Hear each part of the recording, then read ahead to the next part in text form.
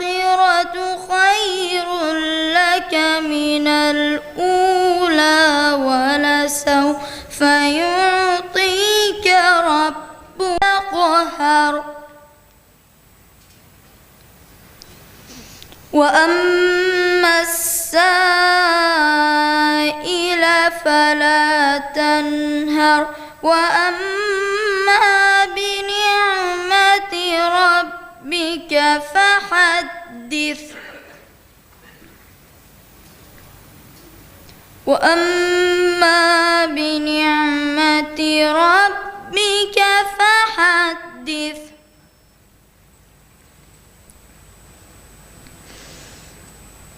وأما بنعمة ربك فحدث لا إله إلا الله والله أكبر ولله الحمد بسم الله الرحمن الرحيم ألم نشرح لك صدرك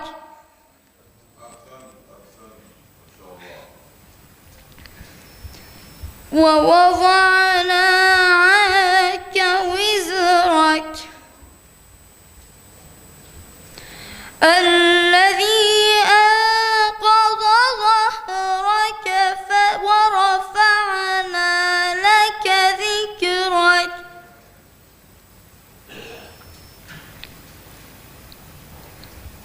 فإن مع العسر يسرا فإن مع العسر يسرا إن مع العسر يسرا فإذا فرغت فانصب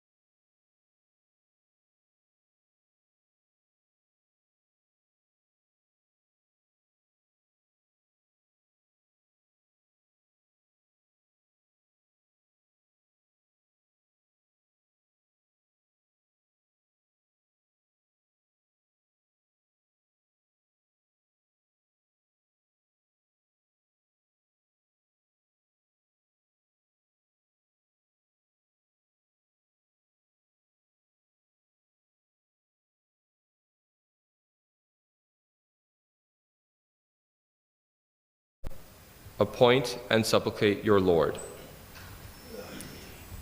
Indeed, Allah, the Most High, the Supreme, has spoken the truth. Salawat.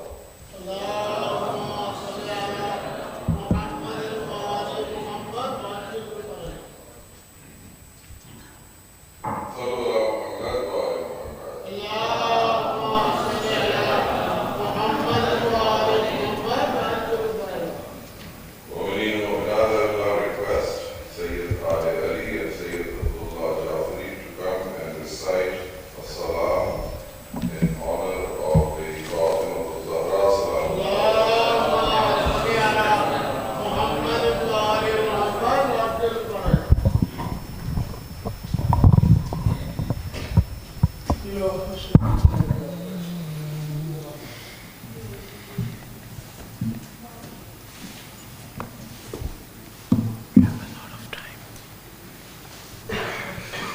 Ya binta Rasulillah, Ya zawjata Aynillah, Ya umma wajihillah, Ya Fatimata Zahra.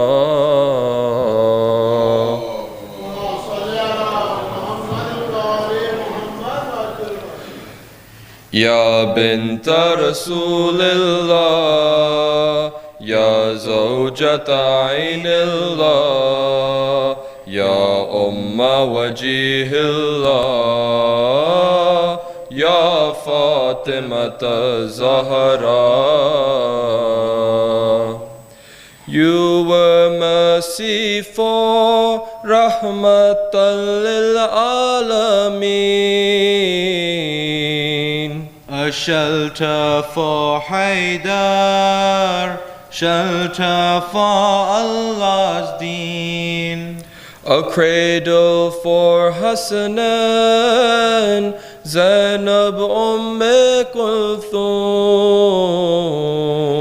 The Jaddah of Mahdi, Ma'soom ibn Ma'soom. You are the fountainhead of love and sacrifice. No wonder you were named Lady of Paradise. Ya binta Rasulillah, Ya zawjata Aynillah, Ya umma wajihillah, Ya Fatimata Zahra.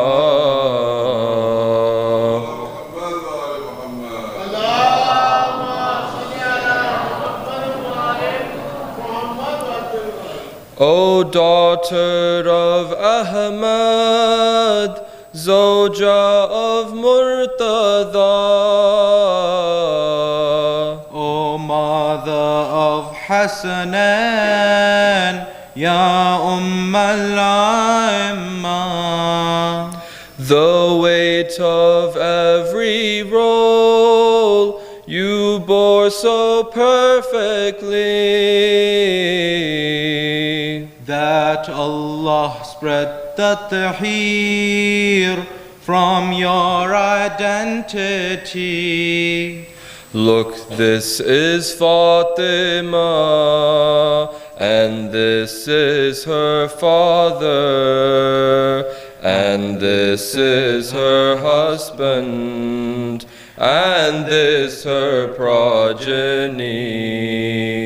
انظرهم فاطمة أبوها بعلوها بنوها أهل البيت طهرهم تطهيرا.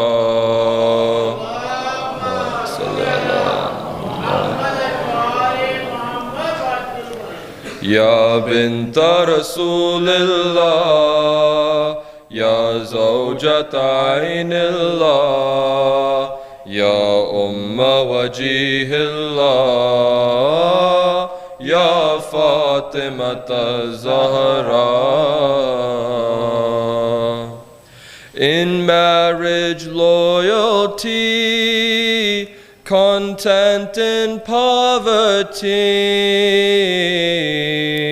as parent keeping faith during adversity, when working with Fizah, preaching equality, when feeding the needy, teaching humanity. Your virtues are unmatched, Ya Umme Abiha, your model worthy of Sayyidatun Nisa, Ya Binta Rasulillah, Ya Ujjata Ainillah, Ya Umma Wajihillah, Ya Fatimata Zahra.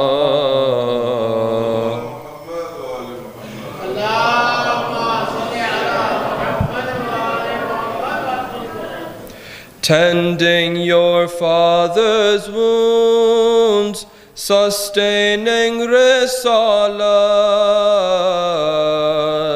protesting Saqifa, protecting imamat.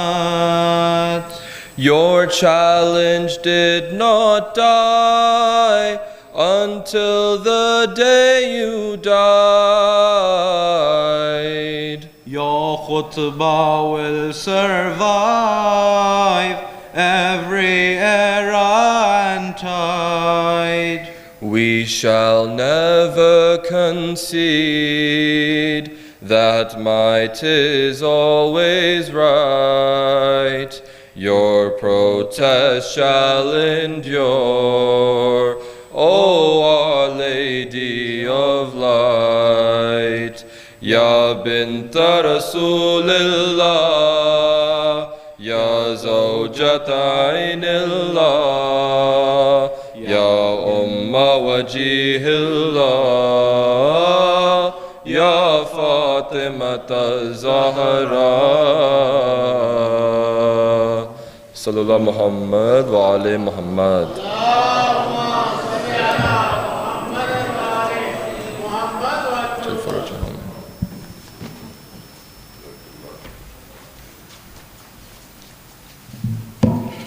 Sayyidatun Nisa Fatimatu Zahra Salamullah alayha salawat.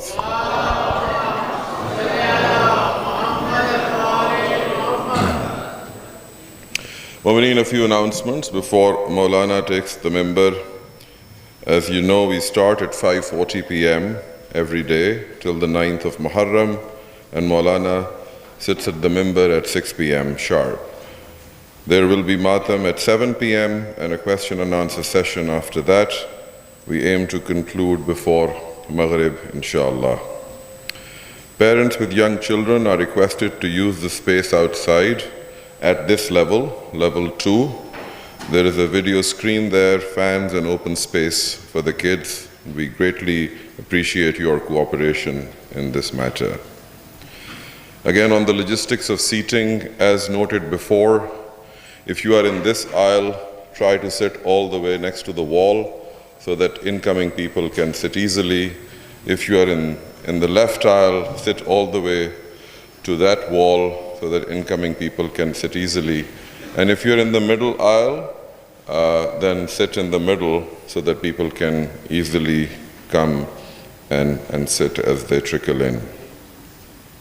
Also a request that all kids under the age of 12, if they can come forward and sit on the ledge here, so that when older people come, they have a spot to sit on. So छोटे बच्चे जो हैं वो सारे सामने आ जाएं यहाँ, या सीढ़ी पे आ जाएं, लेकिन block ना कीजिएगा. Don't block the way up and down. There will be a short question and answer session, as mentioned, after the matam, which will help address your questions relevant to the topic. You can ask your questions from the hall, but kindly avoid multiple questions per person. If you want to put your question anonymously, you can go to slido.com and type in the code Muharram-1448, MUHARRAM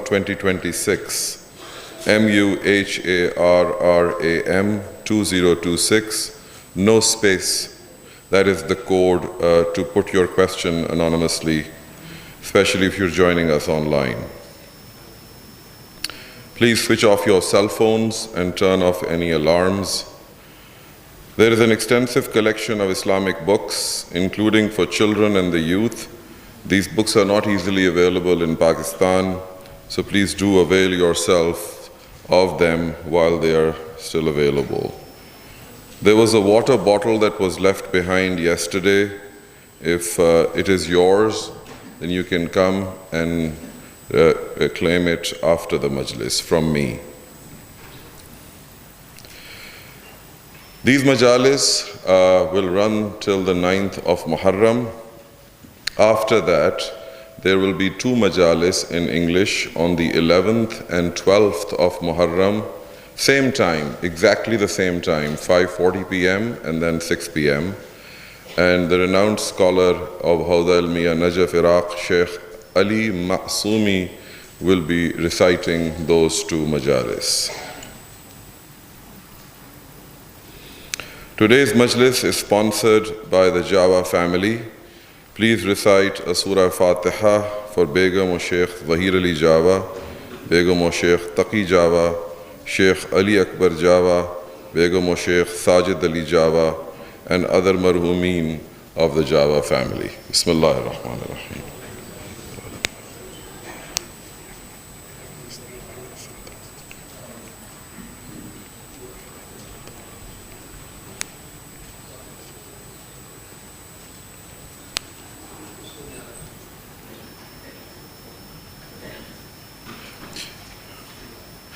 Sallu ala Muhammad wa ali Muhammad.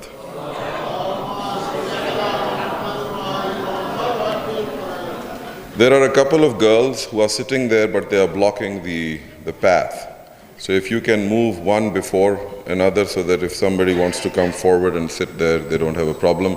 Same request here. Try not to block the path. Keep one, so that one person can pass. Don't sit unless towards the end of the majlis when the entrance have stopped. So without further ado, I will now request Moulana Syed Ali Aqib Jaffry to come and recite the 4th majlis in this series of majalis on the topic of Basira, spiritual insight, the need of the hour. Sallu ala Muhammad wa ali Muhammad.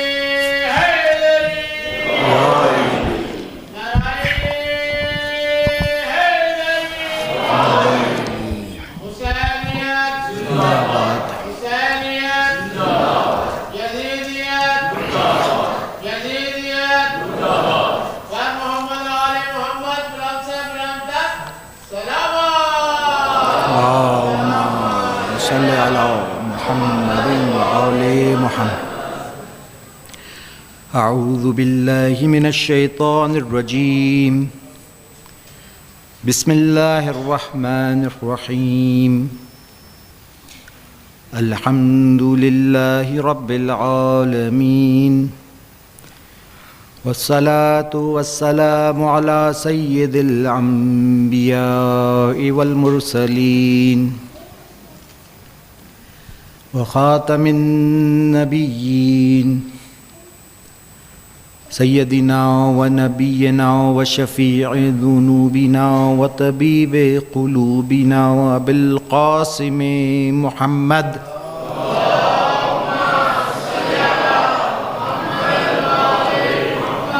وعلى أهل بيته الطيبين الطاهرين الغر الميامين المعصومين من يومنا هذا إلى يوم الدين. أما بعد، فقد قال الله تبارك وتعالى في كتابه المجيد وخطابه المتين وهو أصدق القائلين وقوله الحق. بسم الله الرحمن الرحيم. قل هذه سبيلي أدعو إلى الله على بصيرة أنا ومن اتبعني صلوات اللهم صل على محمد وآل محمد. For any action that a person undertakes, the success of that action, be it a religious project, be it a center, be it a majlis that you're running, be it an organization that you are running, the success of that would depend on the basira, on the spiritual insight of those in charge. That is why it is extremely important that we all strive and work towards increasing our basira.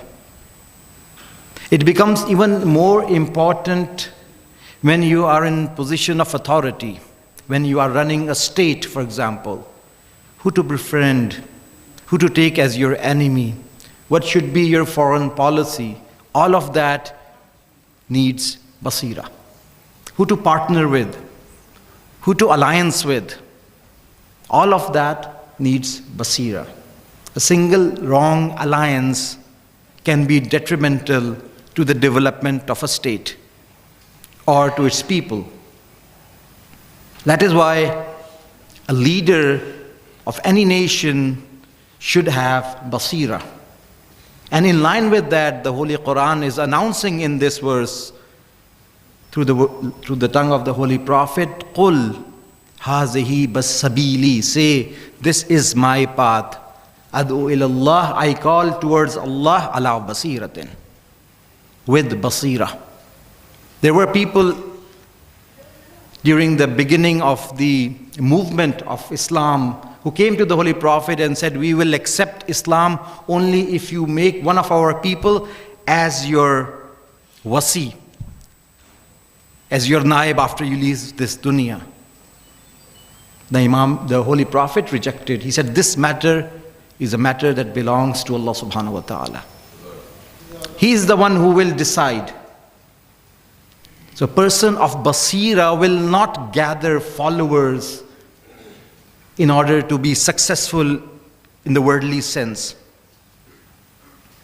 He will not engage in temporary alliances. He will look at the long term.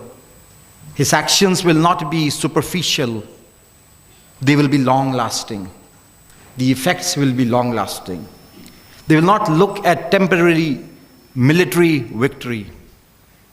They will focus on strategic victory that will last for as long as this dunya lives.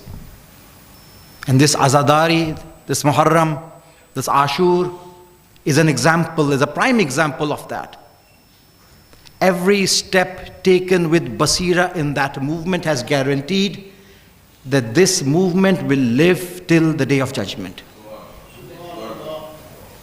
Ladies, one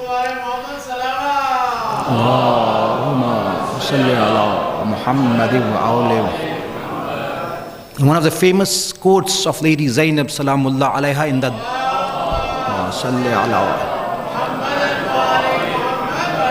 in the darbar of Yazid, she said, La tamhu dhikrana.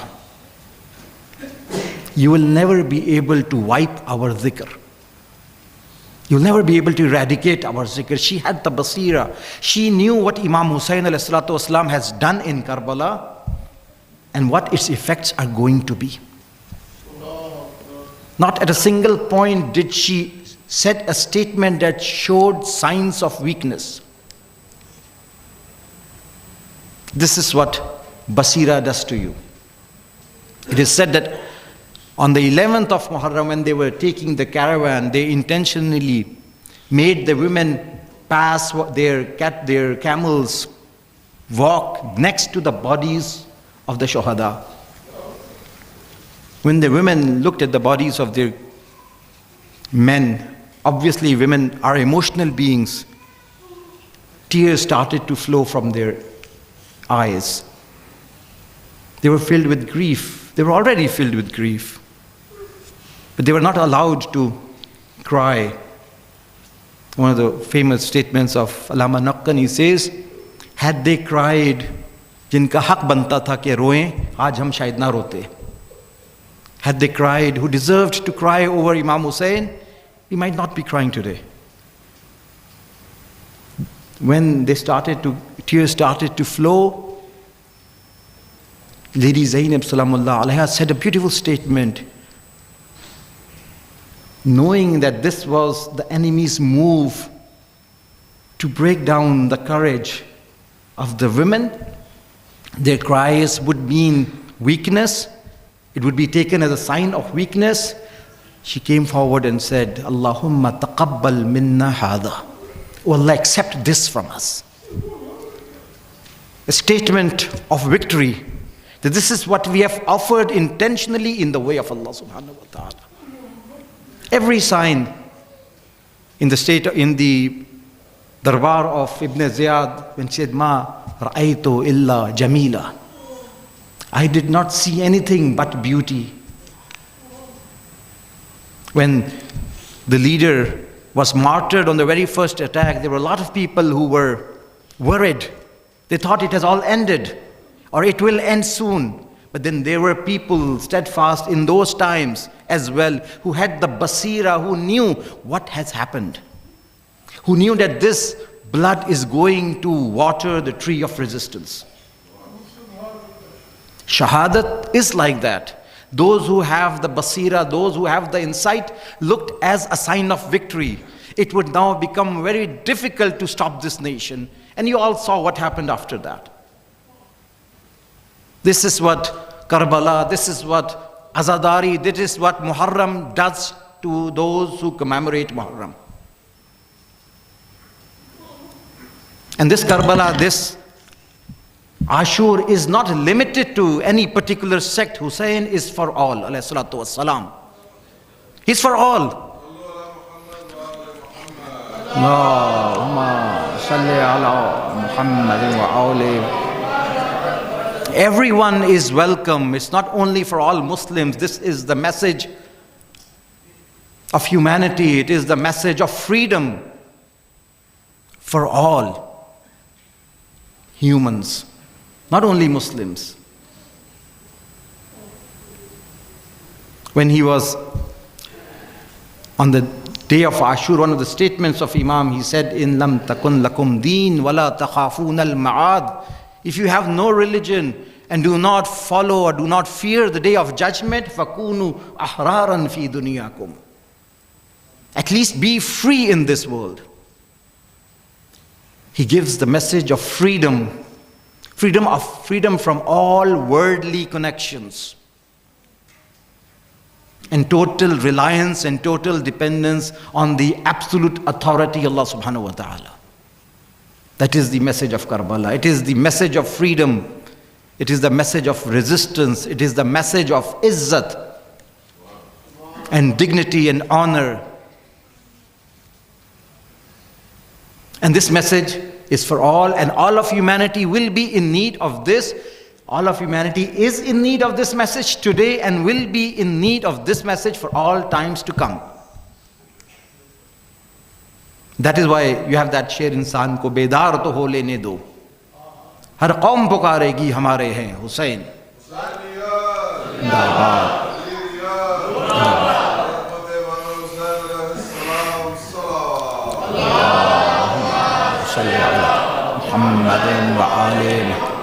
This basirat that will enable the companions, that enabled the family of the household, holy household, to do what they did, comes from basira. The Imams want basira in their followers. Quran wants basira in its reciters. That is the purpose, one of the objectives of the Holy Quran. That is one of the names the Holy Quran has, Haza Basairu Linnas. This is a collection of basair, this is a collection of basirats from your Lord. Ma jalasa ahadun hadhal Quran. No one sits with this Quran except that he leaves will either increase or a decrease. Something has increased in him or something has decreased in him. Ziyadatan fi huda wa nuqsanun fi ama, an increase in guidance or a decrease in blindness.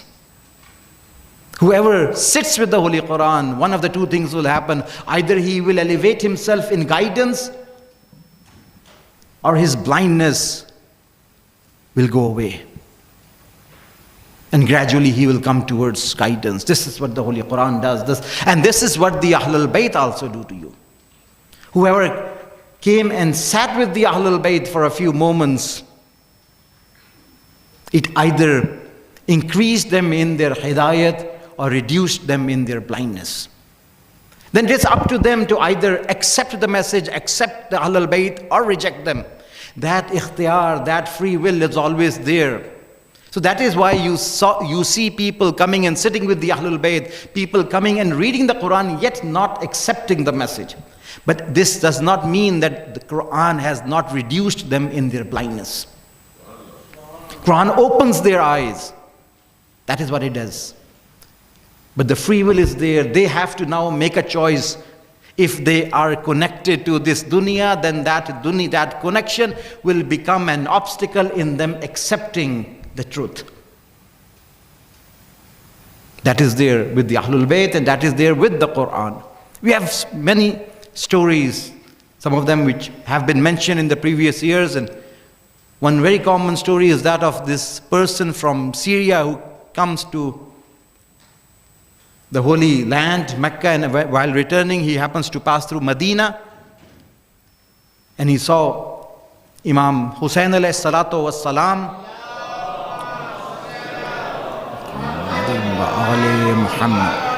sitting with his companions. He asked, who is this person? He was told, this is the son of Ali alayhi salatu was salam. And the moment he heard the name of Amirul Mu'mineen coming from Sham, coming from Damascus, he was tuned and he was bombarded with negative propaganda against the family of Amirul Mu'mineen and himself, Amirul Mu'mineen himself. The moment he heard that this is the son of Amirul Mu'mineen, he started to abuse the Imam. He said whatever he could. And the Imam politely listened to him. And when he was done saying what he wanted to say, the Imam turned to him and said, it seems like you are a stranger in the city. He said, yes. He said, where are you from? He said, I'm from Sham. The Imam said, such a behavior from you is not new for me. And I know why you are behaving in this manner. You seem to be a stranger. If you are in need of food, my house is ready for you. If you need a place to live, you can stay with me. If you need a ride, you can have my best horses. He says that I was so ashamed of myself at that time. I wished for the earth to open and swallow me. And then for as long as he lived in Medina, he stayed with Imam Hassan or Imam Hussain. And when he left Medina, he left saying that when I entered Medina, there was no one on the face of earth whom I hated most than Amirul Mu'mineen, Ali alayhi salam, and his sons. And now that I am leaving Medina, there is no one on the face of earth whom I love more than these personalities. This is what the Ahlul Bayt do to those who accompany them, who sit with them, who seek guidance from them.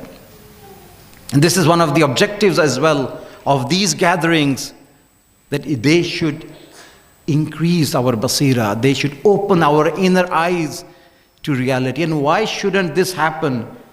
Whereas the Holy Prophet has said, Inni tarikun fikum uthaqalain. I'm leaving behind with you two heavy things. Kitab Allahi wa itrati, ahla bayti. The book of Allah and my itrat, the Ahlul Bayt. These two things were left behind by the Holy Prophet. Ma in tamassaktum bihima lan tazillu abada. If you cling to both of them, you will never go astray. Giving us the basira, telling us whom to turn to after the demise of the Holy Prophet when there is confusion and doubt. cling on to the Ahlul Bayt and the holy book. They both serve the same purpose. They both increase your basira. They both guide you to truth. They both fulfill the same purpose. Amirul Mu'minin Ali ibn Abi Talib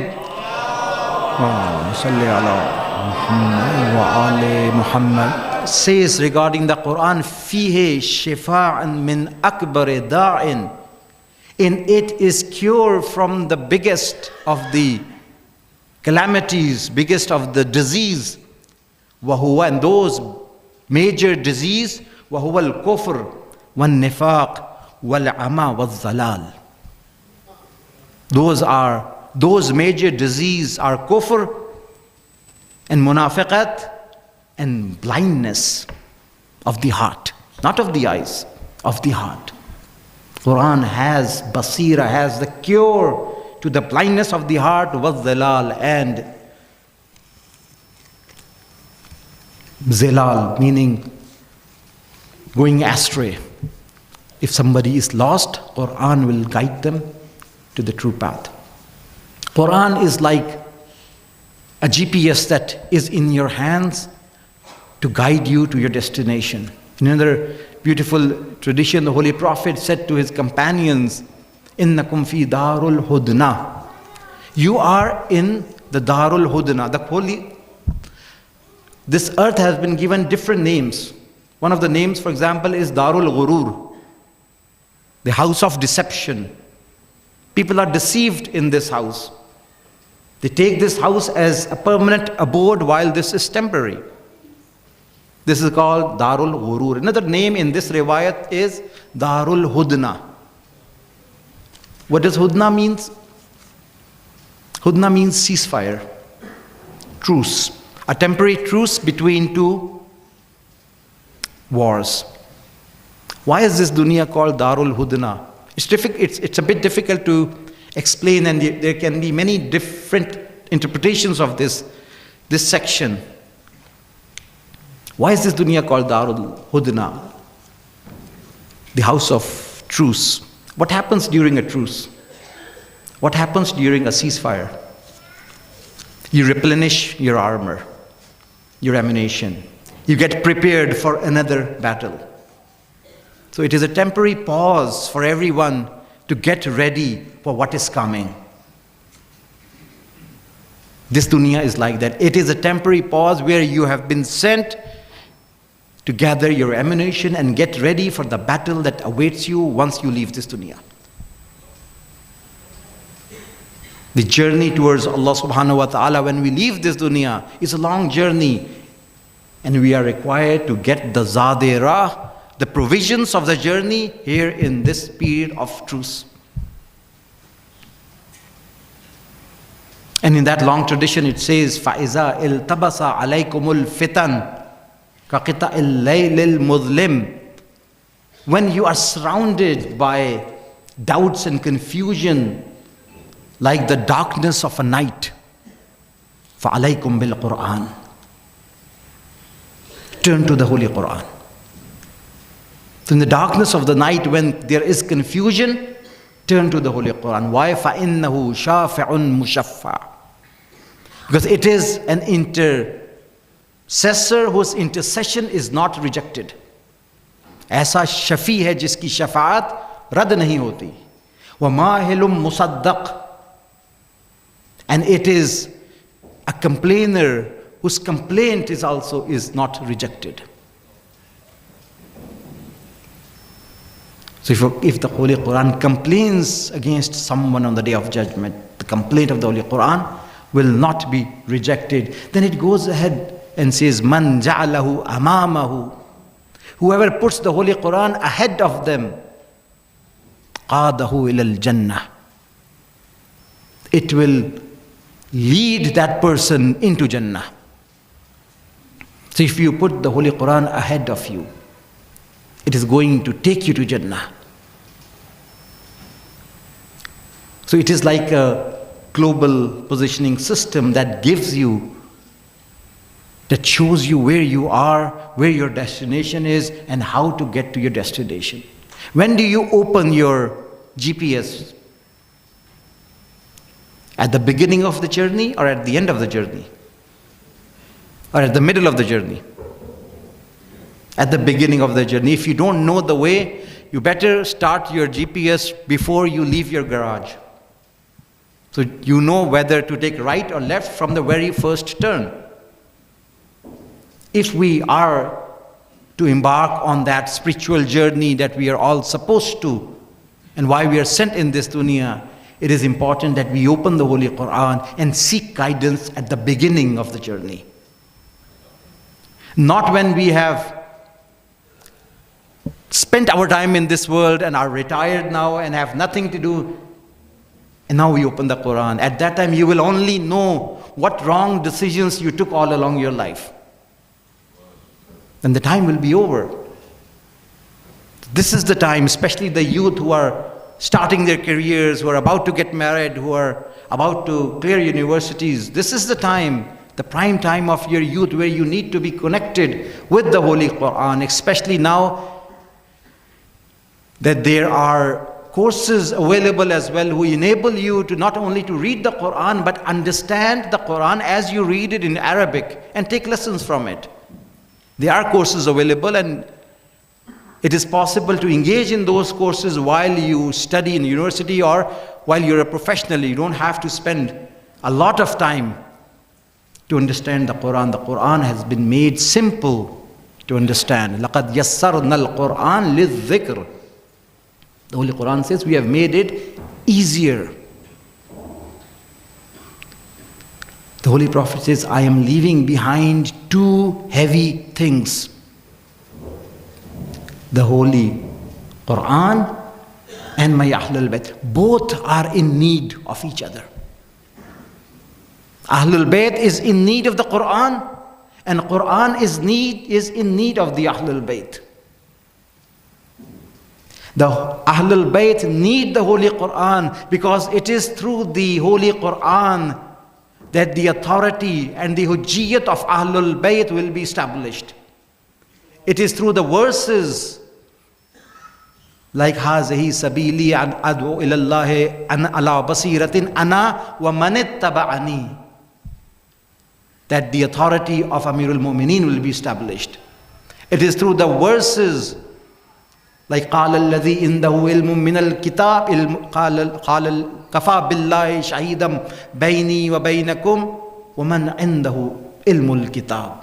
It is through this verse that the authority of Amirul Mu'mineen will be established.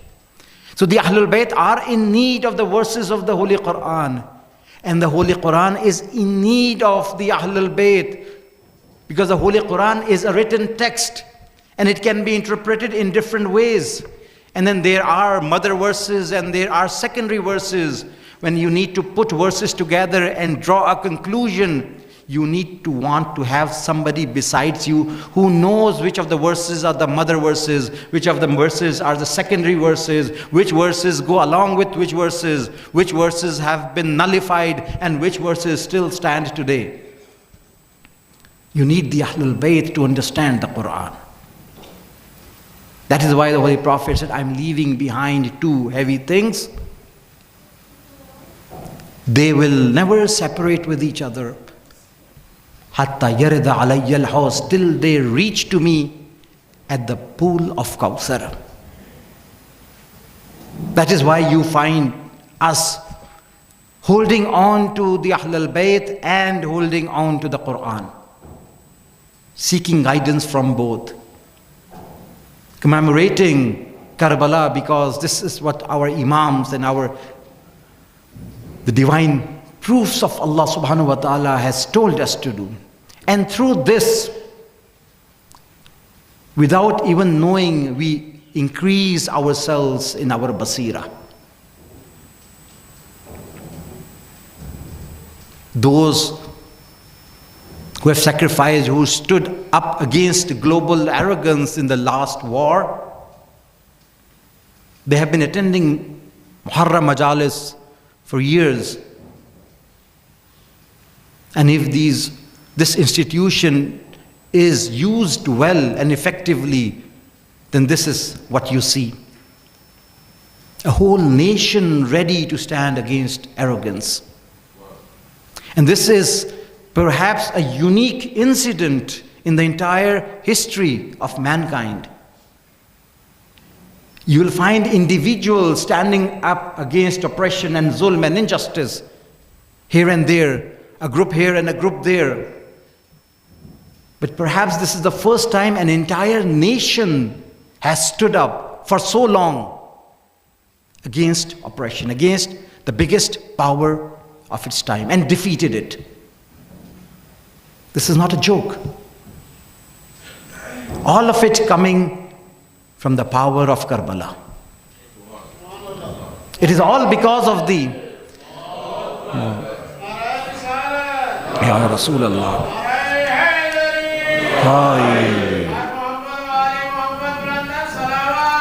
Allahumma salli ala Muhammadin ali Muhammad.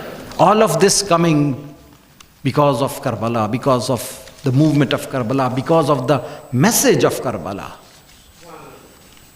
Karbala is an institution. It is a university. It has all the messages that human would be in need of. Kalimatullahi hiya al-ulya. Hayhat min al-dhilla. Kunu ahraran fi dunyakum. A message for all, for everyone, and all universal messages that apply in all times. That is why this movement is so important. And that is why this movement has been a pain in the tyrant's eyes for so many years. Those who oppose Azadari is because it gives people the basira to know where truth stands. Otherwise, nobody has a problem with you weeping over someone you love who was killed 1400 years ago. Why would they have a problem with that? No human would have a problem with somebody weeping over their loved ones. It is precisely the message of resistance that our tears carry. It is the opening of the inner eyes, which is a pain in the eye of the tyrant. That is why they would want to confine Azadari into closed circles and closed buildings. And it is the basira of our Imams that they chose the vehicle of tears to spread the message of Karbala. Because it is hard to fight the vehicle of tears. You can have conferences and all of that, but if a group of people are crying over their loved ones, you would stop and ask what has happened. Who was killed? Why was he killed? What did he wrong? Who killed him? The moment you start asking these questions, truth begins to become clear and clearer. This is precisely what the enemy does not want. This is precisely what the tyrants of the time did not want to happen. And they thought that by martyring Imam Hussain and his companions in the land of Karbala, they would end this movement, not knowing that they would revive and rejuvenate this movement. The blood of a shaheed waters the tree of resistance. And the leader, Ayatollah Khamenei, may Allah elevate his station, has said this many times in the past, whenever we had to offer shaheed, and great shaheed in Lebanon and in Gaza and other places, he used to say that the enemy thinks that by martyring our people, they will suppress this movement. This is not going to happen. The blood of the martyr waters the tree of resistance. And the more sacred the blood is, the higher and deeper its effect is going to be. And the timing is also important. I think I've mentioned this before, but I'll repeat it again. When we look into the tragedy of Karbala, and when we talk about whether Ali Akbar ﷺ was sent first or sent last in the order, there are traditions that say Imam Hussain sent him in the beginning. When the time come for the Ahlul Bayt to offer their sacrifices, Ali Akbar was the first one to go. It was hard to digest at that time when I heard this, at least for me. Why not the other companions stepped up forward trying to protect Ali Akbar ﷺ? But now we can see with what happened in the recent war, when Ayatollah, the great marja of our time, was the first one to offer his life, it rejuvenated and brought to life the entire nation. Everybody was now ready to give their life for the sake of Islam. That is what Shahadat does to a nation. Now you can probably understand why Imam Hussain sent his son who resembled the Holy Prophet, first in the list of his family members. What his sacrifice would have done. I remember in the recent war, people did not want to stay alive after he was martyred. We find a similar statement. Imam Hussain on the janazah of his son would say, on life after you is dust. Ab jeene ki arzu nahi. When you lose someone like this leader who had immense basira, imagine him preparing for this time for 40 years. And this war being delayed and delayed and delayed, he could see what was coming. People say that Iran had been preparing for war with Israel, but when you talk to the people in charge, they said, no, we were preparing for a war with America. They were not preparing. They knew who is going to attack them, but they waited for the right time. That basira is needed. What is the right time and when is the right time? There were people in the time of Imam Hassan alayhi salatu was salam.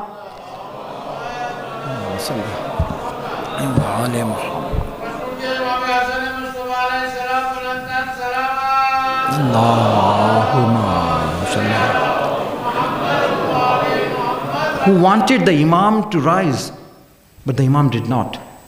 He knew that it was not the right time to rise. Imam Hussain alayhi salatu was salam. Write the salawat, please.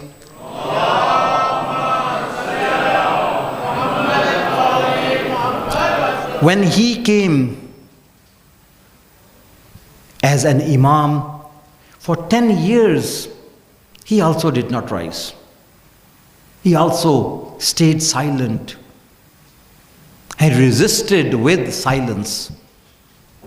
Resistance was always there. They never submitted to tyrant or tyranny or oppression, but they resisted in the way that was appropriate in those times. There were letters coming from Kufa during the first 10 years where they were saying to the Imam that we are ready, we do not go to pray Jummah prayers in the mosque, we do not accept this leader, come to us, we are ready, we have the weapons, we are ready, we have the force. The Imam said, this is not the time, stick to your grounds, do not move, wait till I instruct you. He knew that if he had done that uprising at that time, the effects would not be there. That is the basira he had. And that, with basira, if you have the right basira, one of the advantages of that basira is that you begin to share in the rewards of all the good deeds of all the previous nations. This might seem strange. After the battle of Jamal, The Imam was coming back after victory, and some of the companions said to the Imam, I wish my brother was here as well. I wish my son was here. I wish my brother was here and he could take part in this battle and he could see how Allah granted you victory. And the Imam said a beautiful statement. He said, Ahawa akhika ma'ana? Beautiful statement. He said, did your brother really want it to be with us? Did he want it to be with us? He said, yes. Then the Imam said, Faqad shahidna. Then he was with us. Then he was with us. So if you, out of your basira, identify where truth lies, in the battle of Jamal or in the battle of Siffin or in the battle of Badr or Uhud, in all of those previous battles, if you identify where truth lies and you desire to be on the right side, it is as if you were present in that battle. And if you're stopped from talking about those battles, if you're talked about making judgments about who is right and who is wrong, in honor of those personalities, lest you make a wrong conclusion, then you will deprive yourself of jihad along with those groups. Because you will not decide who was right and who was wrong. You would avoid that discussion, and as a result, you will neither side with this nor with that. And as a result, your basira will not even improve. Because you have never been through that exercise of identifying where haqq is and where batil is. So Imam said, La faqad shahidna. They have witnessed us. And then he said another statement. He said, Walaqad shahidna fi askarina haza. Not only them, all of those who are still in the loins of the fathers or in the wombs of their mothers, they were also present with us in this battle. And all those who are yet to come in this dunya, they were also present with us in this dunya, in this battle. This is the effect of basirat. If you have the basira, and if you know which side to side with, and if you are happy with the actions of that side, it is as if you were with that group. And if you are with that group, then you will be rewarded what that group is rewarded with. That is why we say, Ya laytana, Ya laytani kuntu ma'akum fa'afuza fawzan azima. I wish I was with you, O companions of Karbala, O people of Karbala, and I would also be blessed with an azim success, the grand success. This desire to be with these individuals will result is in us being with them. Not only once, when Jabir bin Abdullah Ansari went to do the ziyarat of Arba'in, and Atiyah was with him, the first zayar of Karbala, he was blind. He took his servant with him and he said to Atiyah, hold my hand and take me to the grave of my beloved friend. And when he went there and he held his hand and put it on the grave of Imam Hussein's grave, Jabir could not bear that grief. He almost fainted for a while. Then he said, Assalamu alayka ya Aba Abdullah. He did not hear a response. Then he gave the reason himself. He said, how can a body which has no head with it respond to my greetings? Habibullah yujibu habiba. Why does a friend not respond to a friend's salam? Then he said, how can a body who has no head to it respond to my salam? Then he said, after his salutations to Imam, he said, وَالَّذِي بَعَثَنَا وَالَّذِي بَعَثَ مُحَمَّدًا بِالْحَقِّ. I swear by the one who did mab'us of the Holy Prophet bil haq, truthfully, لَقَدْ شَارَكْنَاكُمْ فِي مَا دَخَلْتُمْ. Surely we have participated in all that you have gone through. Atiyah was surprised. He said, how can you say that? We were not with them in Karbala. We did not suffer like them in Karbala.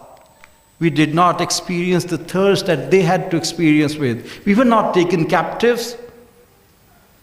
Jabir responded, he said, Sami'tu Habibi Rasulullah, I heard my beloved Rasulullah sallallahu alayhi wa sallam, he said, Man ahabba qawman hushira ma'ahum. Whoever loves a nation will be resurrected with them. وَمَنْ أَحَبَّ عَمَلَ قَوْمٍ. Whoever loves the actions of a nation, أُشْرِكَ فِي عَمَلِهِمْ. He is a partner to their actions. And by Allah, my and my companions' intentions were to be with Imam Hussain alayhi salatu wasalam. So we have shared in their tragedies and we have shared in the rewards that they are being blessed with. This is what Basira can do to you. It will make you share and be with all the good people who have lived throughout the nations, throughout the times, throughout history. This is what Imam wanted from his companions. He wanted anyone coming along with him to have that basira, to know exactly why he was giving his life. He wanted the ultimate level of purity in his companions. And he got them. He got those companions. It is not a statement, an emotional statement where he says, I had companions, not even my father got them, not even my grandfather had them. And they reflected their basira on the night of Ashur, when the Imam asked each and every one to leave. They did not leave. Not only that they did not leave, they turned back and responded with strange comments. How can we leave you? One of them said, how can we leave you only to be eaten up by the wild beasts in the desert? I'm not going to leave you. And the rest stood up and said, even if I am killed 70 times, and each time I'm killed and my body is burnt into ashes, and the ashes are spread in thin air, and if I am given life again, I will again give that life for you. And even if that happens 70 times, I am going to do that. This is the basira of the companions of Imam Hussain. The companions had that basira. Not only the companions, even the youth and the children had that basira. When the Imam turned to his companions and said, all of you will be killed, one of the youths, looking at the distance, asked his uncle a question, Ana fi man yuqtal? Am I going to be among those who will be killed, O uncle? The Imam could have responded, yes. But he wanted to show to the world that even the children of Ahlul Bayt have the level of basira needed to sacrifice their lives for Imam. He did not immediately say yes. He asked, Kaif al-maut indak ya Qasim? How do you find death before you? This was the test of basira. Maut tumhari nigahon mein kaisi hai? And the response was ahla min al-asal, sweeter than honey. Only a basirat person could give such a response. This was not an emotional response. This was a response full of basira. Uncle, am I going to be killed tomorrow? He repeated his question. And the Imam responded, Qasim, you're worried about yourself? Even my Ali Asghar is going to be shaheed. When the companions heard about Ali Asghar's shahadat, they could not take it. They said, are the Ashkiya going to enter the tents? This was unheard of, if that the victorious warriors would enter the tents of the women and loot their property and take their wails and burn down the tents. Would they enter the tents, the family of the household? That was going to happen. But the Imam did not disclose that musibat to them. He knew what would happen, but he did not burdened his companions with that musibah. He said, Ali Asghar is not going to be martyred in that way. Rather, I am going to take Ali Asghar in my hands and he will be killed in the battlefield. And then it is said that he narrated the entire incident of the shahadat of Ali Asghar, and everybody was crying. Everybody was crying. On the day of Ashur, we see strange examples of basira. Again from the companions. One of the companions comes to the Imam. These are two brothers. One of them is crying. The Imam asks him, why are you crying? He responds, he says, this is only one soul that I have to offer you. There's only one soul that I have to offer you. There's nothing more worthier than it that I have to offer you. I wish I had more souls to sacrifice for you. When Habib and Muslim bin Awsaja went, one of them had fallen and the other was sitting next to him with the Imam. One of them said to the other, I have a wasiyah to make. He said to him, he said, but I am following you. I am next in line. I am going to leave this world too. He said, but I have a wasiyah to make. Usika bihazal gharib. I do my wasiyah that you need to look after him.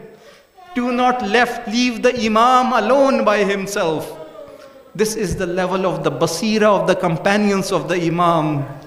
Now let us come to the basira of the Imam. The Imam has so many companions to take care of. There were some companions who were all alone by themselves in Karbala. They had no family member with them, just by themselves.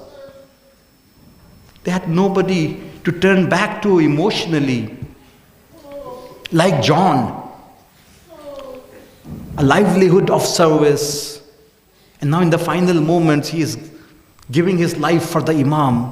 He has no family member to look back to, no family member to console him. How is the Imam going to deal with these people? The Imam dealt with these people in a way that had their family members been there, they would have been satisfied. They would have said they would not have been given a welcome better than the welcome the Imam gave them. This is the basira of the Imam, knowing how I need to deal and treat every one of my companion.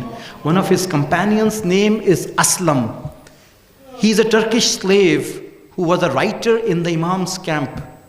He also sought permission to go to the battlefield alone by himself, no family member with him in Karbala.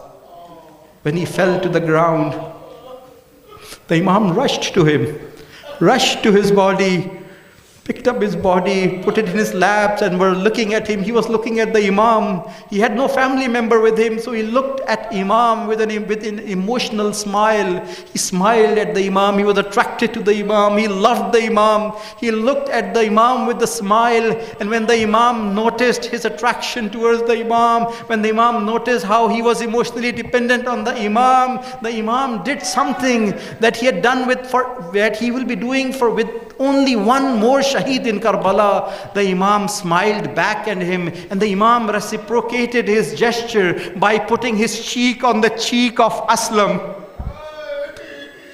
अपने गाल को असलम के गाल पर रख दिया. ये काम इमाम ने अली अकबर के साथ किया था. उसके अलावा किसी के साथ नहीं मिलता कि इमाम ने अपने गाल को किसी और के गाल पर रखा हो. The Imam puts his cheek on the cheek of Aslam. Aslam is excited and he responds saying excitedly, Man misli, who is like me? कौन है मुझ जैसा? वब्नु रसूलिल्लाह वाज़िउन खद्दहु वला खद्दी. कौन है मुझ जैसा कि इन रसूल का नवासा अपने गाल को मेरे गाल पर रख दे. Man misli, who is like me? For the son of the Holy Prophet is putting his cheek on the cheek of me, of mine, and he left this world smiling. Ala la'natullahi ala al-qawm al-zalimin. Let us all send our salams. And the final part of the salam that we send, As-salamu ala al-Hussain wa ala Ali ibn al-Hussain وعلى أولاد الحسين وعلى أصحاب الحسين. May Allah accept this majlis and these tears of yours, and inshallah hasten the reappearance of our 12th Imam so that he can fill this world with justice in the same manner that it has been filled with injustice. And may Allah increase all of the basira of all of those here and the basira of the Muslim Ummah, as well as those of the leaders who are in charge of the affairs of the Muslim Ummah. Sallu ala Muhammad wa ali Muhammad.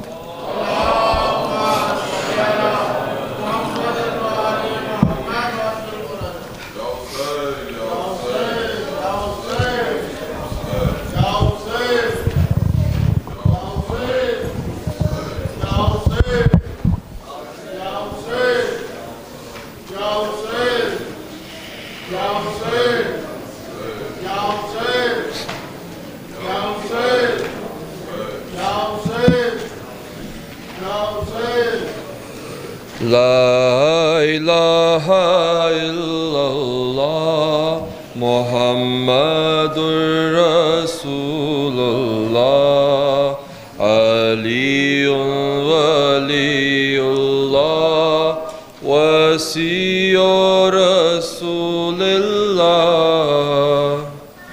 La ilaha illallah Muhammadur Rasulullah Aliyun waliyullah Wasiyur Rasulullah.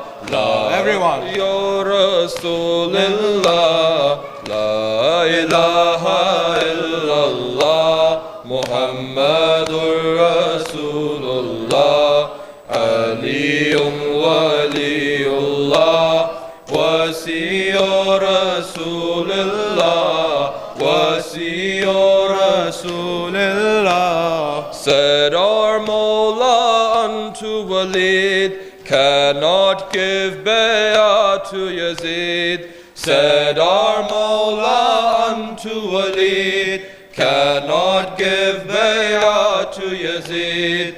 He is the lowest of the low, we where the angels come and go. He is the lowest of the low, we where the angels come and go. La ilaha illallah Muhammadur Rasulullah Aliyun waliyullah Wasiyur Rasulullah Wasiyur Rasulullah. O my helpers, O my kin, leaving me will bring no sin.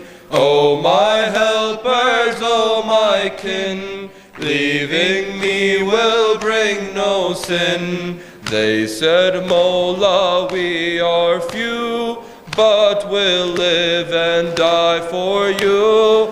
They said, Mawla, we are few, but we'll live and die for you. La ilaha illallah Muhammadur Rasulullah Aliyun waliyullah Wasiyur Rasulullah Wasiyur Rasulullah. When Mawla said, O my son, Akbar, your moment has come.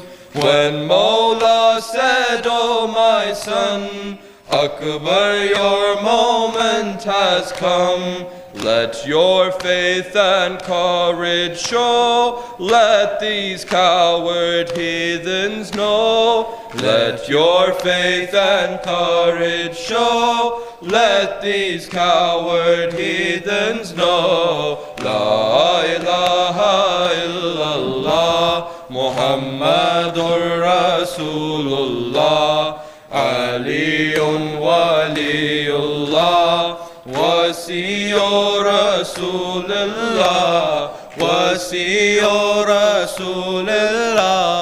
O my lion Jafar, O my Qasim and Asghar, O my lions of Jafar, O my Qasim and Asghar. if not for your martyrdom, this battle would not be won. If not for your martyrdom, this battle would not be won. La ilaha illallah, Muhammadur Rasulullah, Aliyun waliyullah, Wasiyu Rasulillah, Wasiyu Rasulillah. Oh, will you come back, Abbas? There is no one crying Pyas. Oh, will you come back, Abbas? There is no one crying Pyas.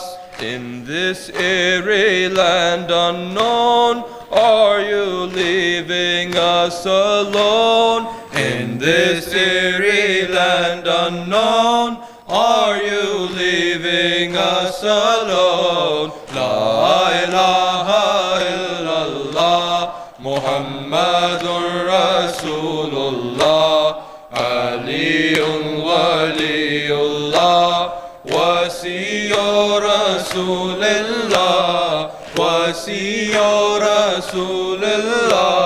See this dagger on my neck, this is my moment of death. See this dagger on my neck, this is my moment of death. Hear my Shia far away, hear it, hear your Mullah say.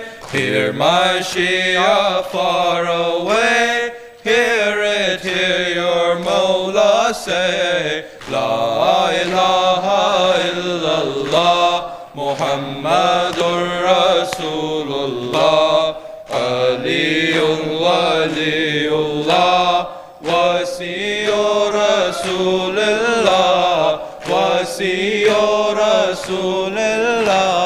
With every beat, every breath, O Allah, until my death. With every beat, every breath, O Allah, until my death. If I die old or young, keep this kalima on my tongue. If I die old or young, keep this kalima on my tongue. Everyone. La ilaha illallah, Muhammadur Rasulullah, Aliyun waliyullah, Wasiyu Rasulillah, Wasiyu Rasulillah. Sallu ala Muhammad wa ali Muhammad. Salli ala Muhammad. Mu'mineen, there will be a short question and answer session. Actually, we do have a little bit of time. So if you have questions pertinent to the Majlis, please do ask. Thank you.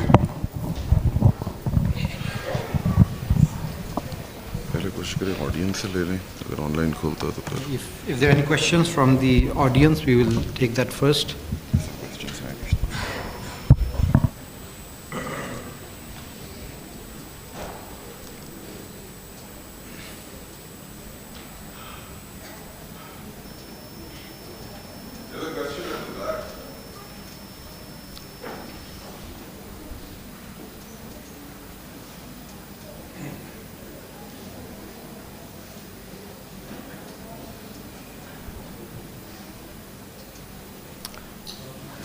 Yes.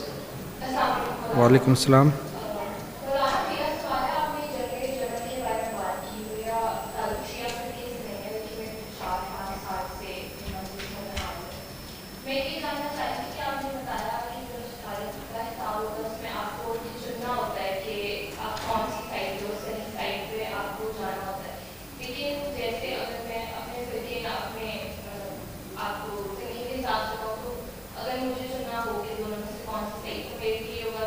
दोनों हस्तियां मेरे हिसाब से बहुत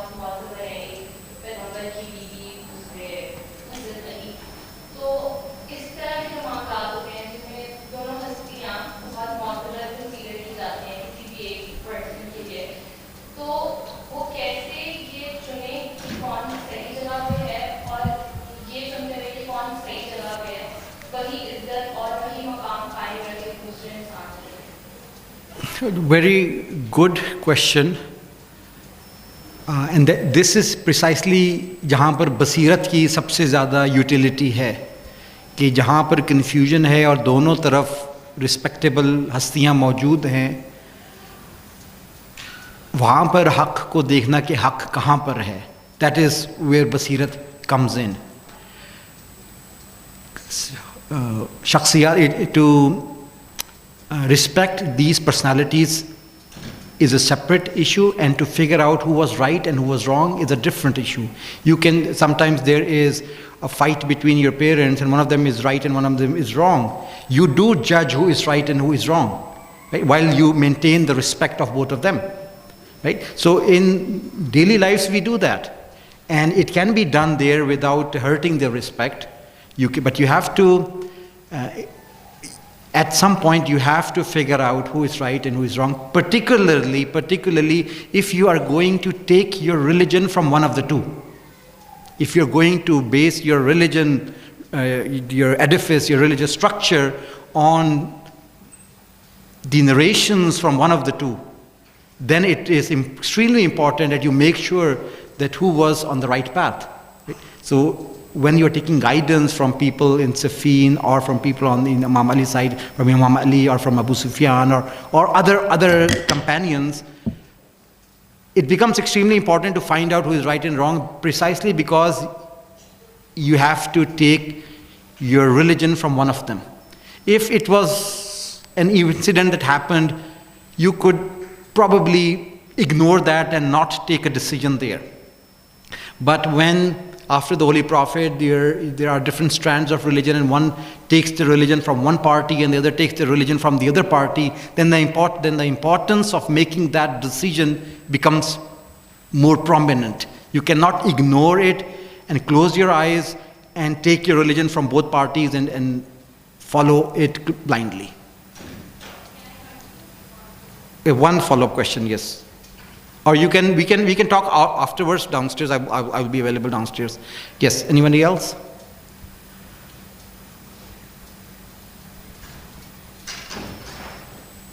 Wa alaikum assalam. My question pertains to when you spoke about getting wasila from physical Quran, not the Quran in Arabic, specifically from the Mus'haf that we have with us today. So you talked about perhaps using classes of Mafahim or understanding the Quran in Arabic in order to gain that wasila from the Quran. But practically speaking, my question is, what does that look like for us day to day? If you have the education behind it to understand word for word, what does that reflection look like for someone, for example, a young adult or a teenager? What is it supposed to look like for us? And what is the I don't follow your question. What do you mean? What is it supposed to look like for us? For example, are we supposed to simply read, like we say, for example, Allah al-Qur'an's translation of the English translation of the Holy Quran is phrase by phrase. So is that, or simply reading? Yes, so what I was referring to is to get acquainted with the Arabic of the Quran and try to understand without the need for using an intermediary translation. So if you are able to understand the Quran in Arabic, the effect that is going to have on your heart is going to be totally different than the effect you're going to have when you're reading a translation. Even at many times during translation, 50%, 60%, 70% of the message is lost, because no translation comes close to the real content of the Holy Quran. No other language has the ability to communicate what the Arabic holds within itself. So if we are able to develop that understanding of the Quran, where we are talking to the Quran directly in Arabic and understanding it in Arabic, it is going to cleanse our heart, purify our hearts, and make a connection with the Quran that no other translation or mechanism would do. There was a question out there.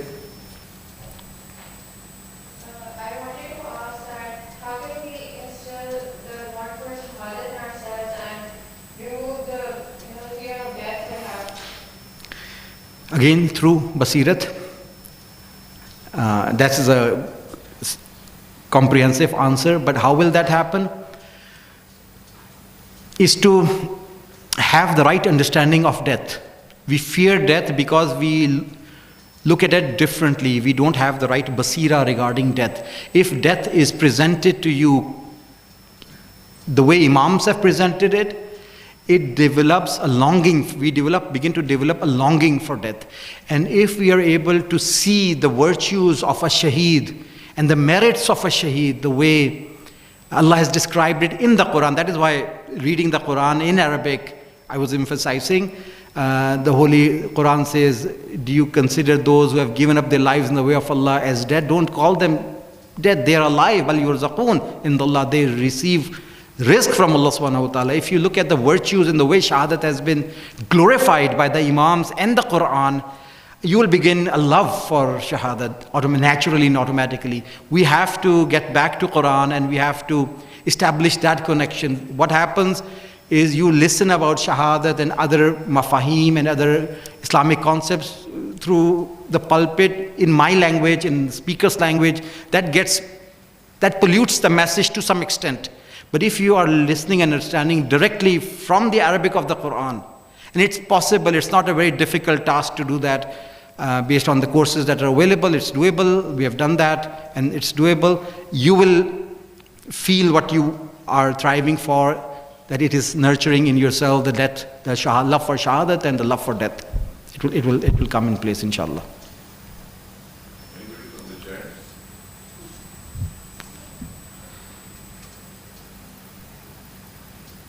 One of the questions online, some of the verses have been nullified. What does that mean? Some of the verses have been nas mean they're no longer applicable. There were certain verses that were sent and that had a ruling, but that ruling was limited in time and it had an expiry date. And after that, a new verse came and replaced that previous ruling. So now we cannot act on that previous ruling anymore.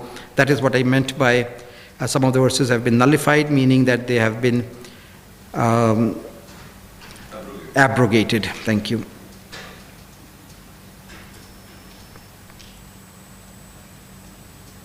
In Griya-Uzari, is Griya-Uzari the ultimate goal of Azadari?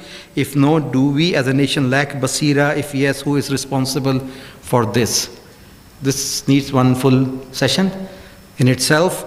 Griya-Uzari is a tool, is a weapon. It is not the goal in itself.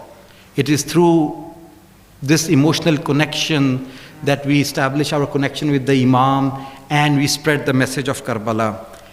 This is a tool. Yes, there is lack of basira in everyone's lives, my life, your life. As a nation, we lack basira. Otherwise, we are a nation that hold Azadari for so many hours every year, and there's so much is invested in Azadari, and if you look at the results that we're reaping, the result is not in proportion to the amount of energy and resources that are going in it. So yes, there is a lack of basira. Everyone is responsible. Everyone have their share to play. The organizers of the majlis, those who invite the speakers, they have the responsibility. Those who speak, they have the responsibility. Those who listen, they have the responsibilities. At times, the audience is driving the speaker. They want certain flavor in the speeches that hurts the overall mission. So everybody is responsible to some extent. We all have to figure out what our role is. We have to pressurize the organizers to invite people who are qualified. The speakers have a role to play. The organizers have a role to play. We'll inshallah stop here, inshallah, and continue tomorrow. Sallu ala Muhammad wa ali Muhammad.